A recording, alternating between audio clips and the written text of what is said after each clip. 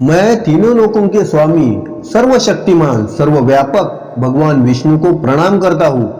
प्रभु को प्रणाम करने के बाद मैं अपने अनेक शास्त्रों से जमा किए गए इस राजनीतिक ज्ञान का वर्णन करूंगा। समझदार पुरुष इस शास्त्र का अध्ययन करके यह समझ जाएगा कि संसार में क्या करने योग्य है और क्या नहीं करना चाहिए, क्या पुण्य है और क्या पाप है, तथा धर्म और अधर्म क्या है। यह ज्ञान इस ग्रंथ से प्राप्त किया जा सकता है।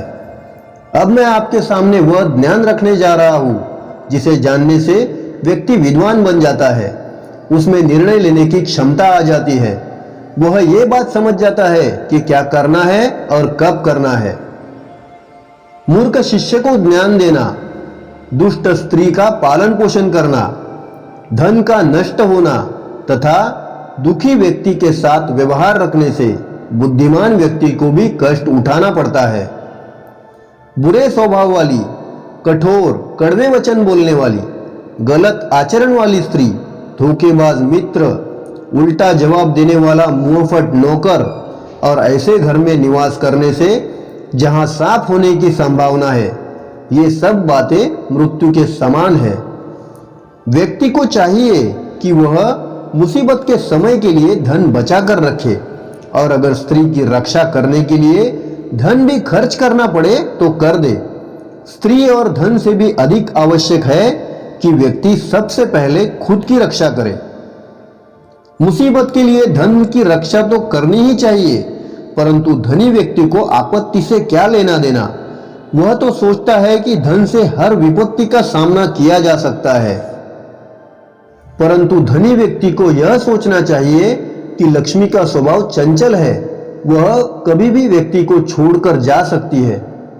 जिस देश में आदर सम्मान न हो और आजीविका का कोई साधन नहीं है, जहां के लोगों में आपस में भाई बंधु जैसा संबंध न हो और रिश्तेदार भी न हो तथा किसी प्रकार के गुणों और विद्या को प्राप्त करने की संभावना भी न हो, ऐसे देश को छोड़ देना चाहिए। ऐसे स्थान पर रहना उचित नहीं है। जहां वेद को जानने वाला ब्राह्मण, धनी मानी व्यक्ति, राजा, नदी और चिकित्सक, ये 5 चीजें न हो, उस स्थान पर मनुष्य को एक दिन भी नहीं रहना चाहिए।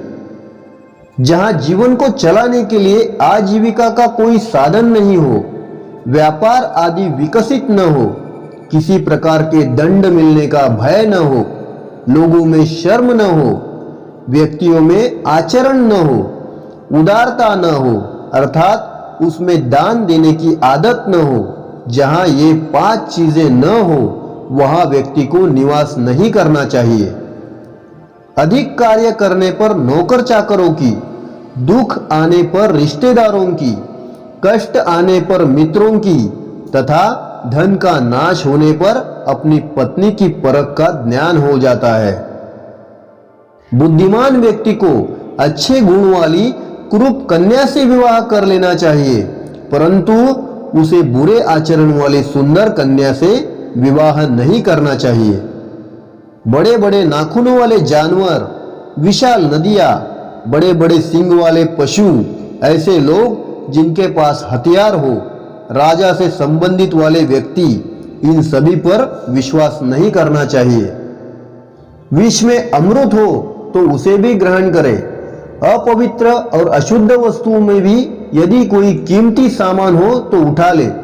यदि नीच मनुष्य के पास कोई अच्छी विद्या, कला हो तो भी सीख ले। इसी प्रकार अगर नीच कुल की कन्या अगर गुणी हो तो उसे ग्रहण करना चाहिए।